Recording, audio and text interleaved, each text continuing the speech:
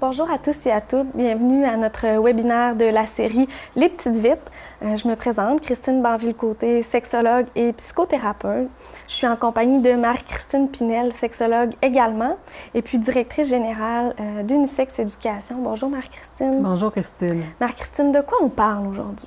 Aujourd'hui, on va parler de l'éducation sexuelle. C'est quoi au juste? Exactement.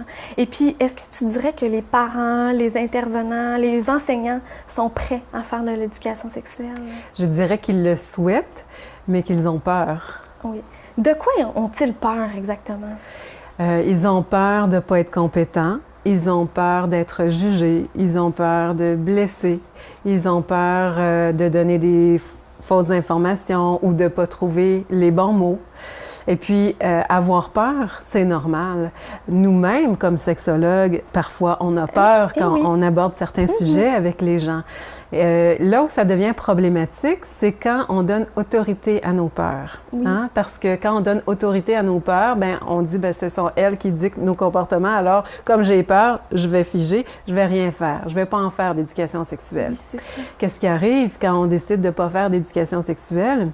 Bien, c'est comme un peu de dire on va laisser nos jeunes tout seuls pour faire leur éducation sexuelle. Et les jeunes, maintenant, ont plus de moyens qu'on avait avant. Oui. Alors, ce qu'ils vont faire, les jeunes sont autonomes. Ils vont aller sur Internet, ils vont taper des mots-clés pour faire des recherches. Vierge, relations sexuelles, comment embrasser. Oui. Puis là, ils vont tomber sur toutes sortes de contenus, plus ou moins pertinents.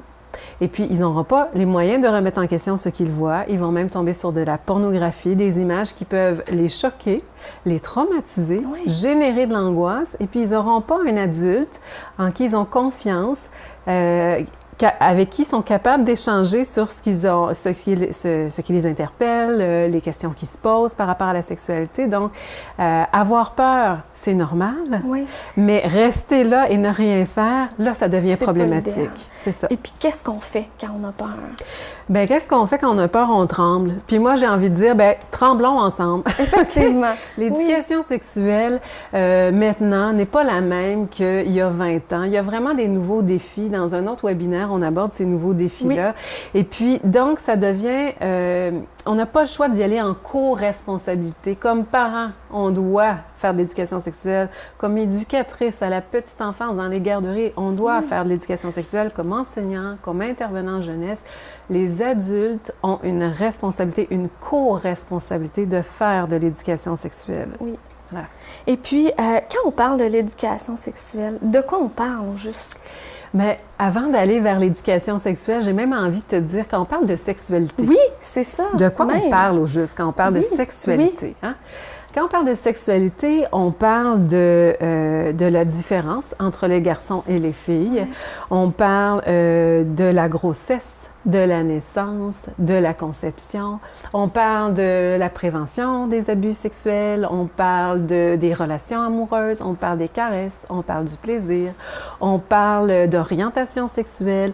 C'est vaste, hein, la sexualité. C'est ça. C'est vaste, c'est beau, c'est riche et on doit créer des espaces de parole. Maintenant, pour répondre à ta question, c'est quoi l'éducation sexuelle? C'est quoi faire l'éducation sexuelle?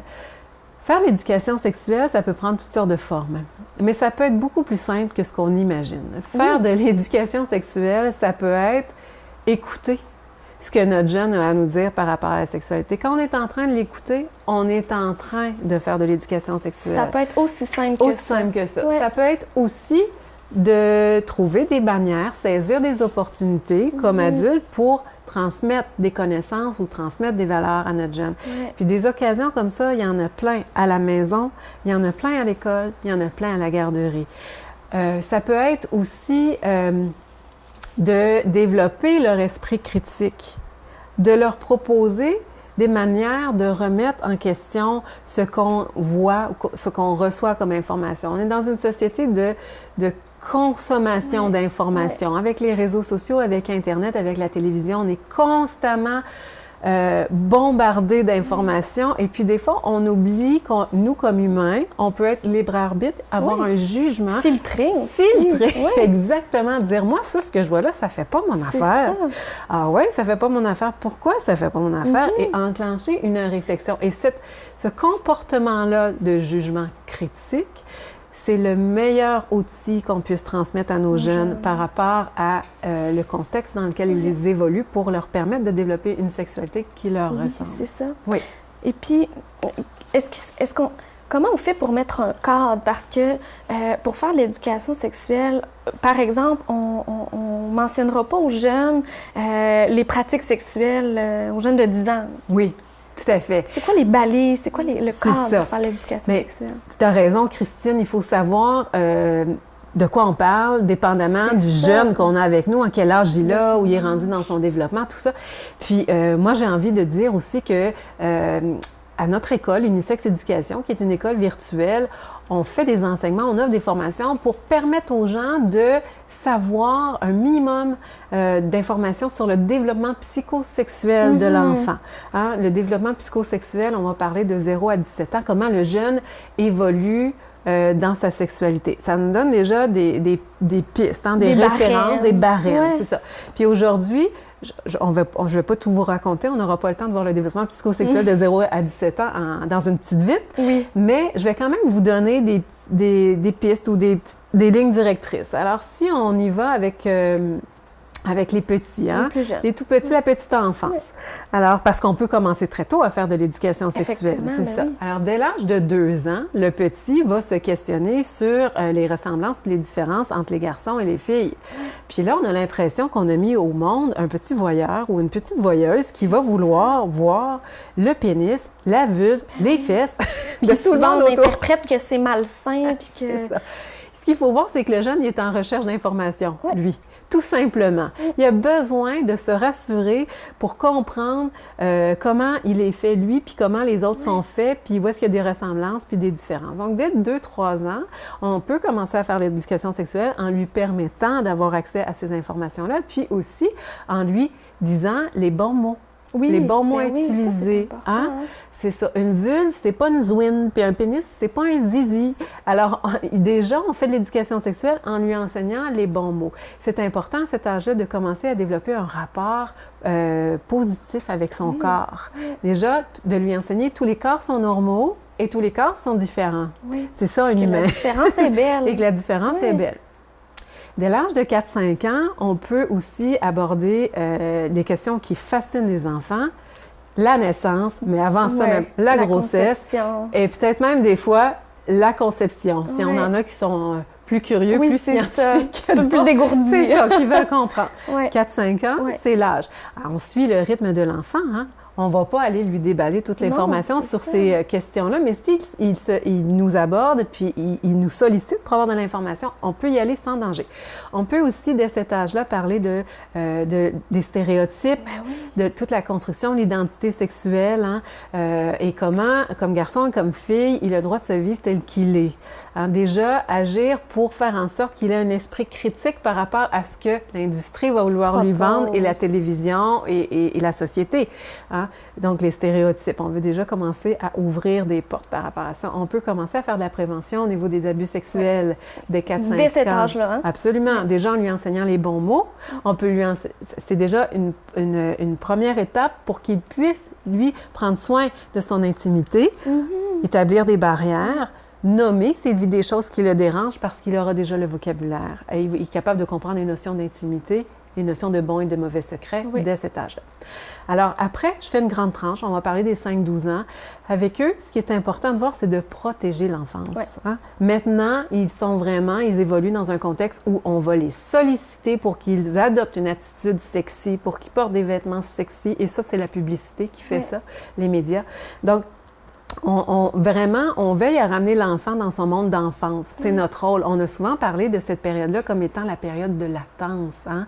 Autour de 7, 8, 9, 10 ans. Période de latence, ça le dit. On n'est pas actif là, dans le domaine de la sexualité. On est en train de jouer dans le cours d'école avec nos ballons, puis nos poupées, puis c'est correct comme ça. Il faut protéger l'enfance. On peut aussi commencer à aborder des questions comme le sexisme. Hein? Il y a des vidéos qui existent, puis vous pouvez voir sur le site de notre école des vidéos qui traitent de la question qu'on peut utiliser pour des jeunes de 9-10 ans. On peut muscler l'estime de soi en parlant déjà, de l'image corporelle, de comment les corps sont différents, de comment tous les corps sont beaux. On peut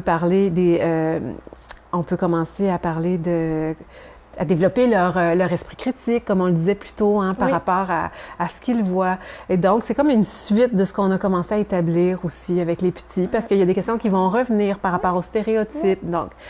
Et puis après arrive l'adolescence. 12 ans, 13 ans, 14 ans. Oui. Là, au pelail.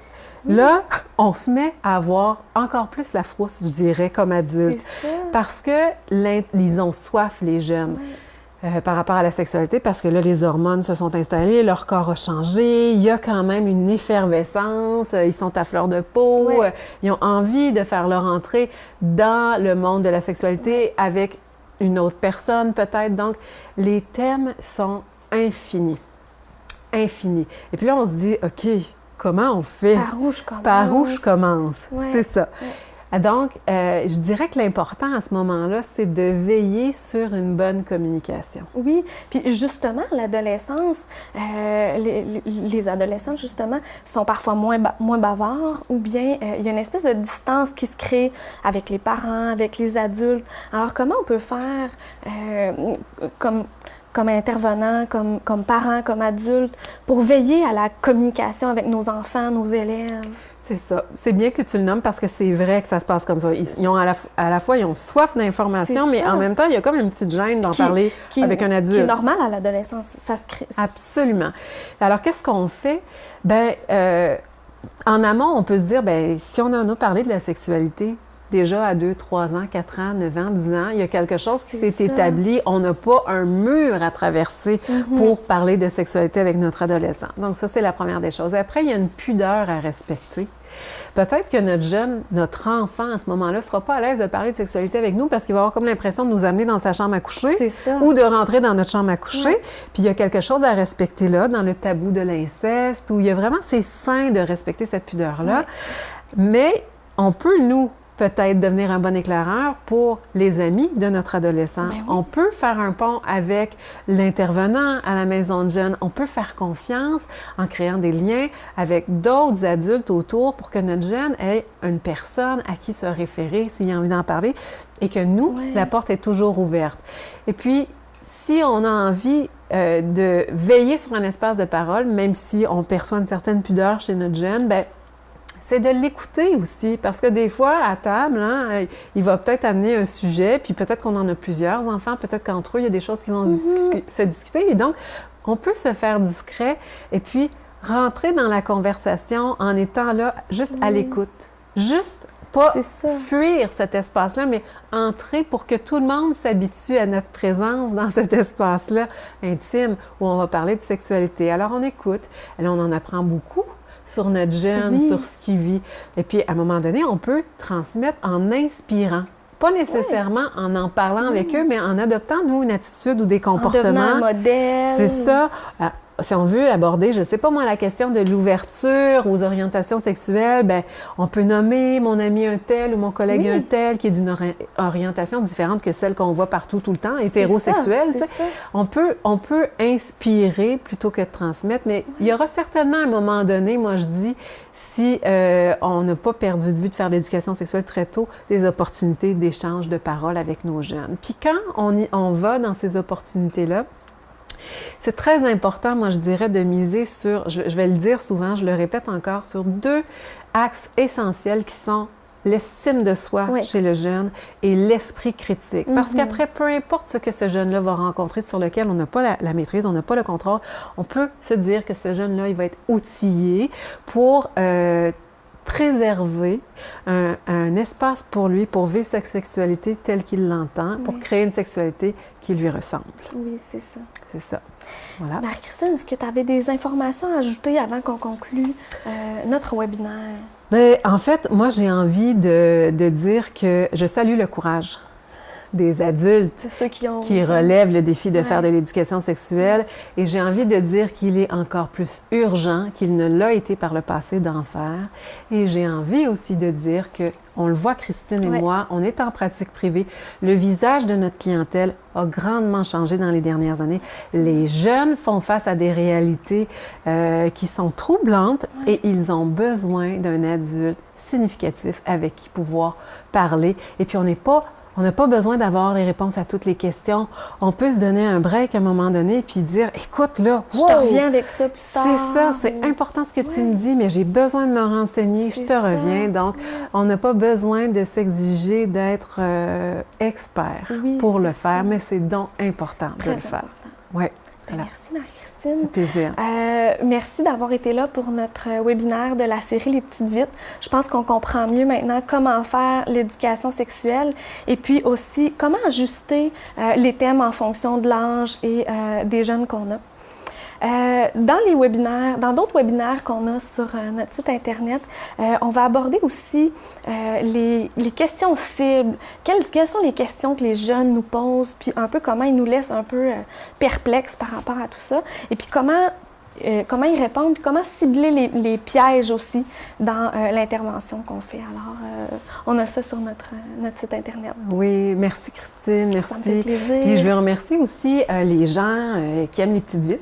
Et puis pour les plus gourmands, ça va être important de dire aussi que Unisex Éducation, c'est une école en ligne qui vise à développer le savoir-faire des adultes en matière d'éducation sexuelle.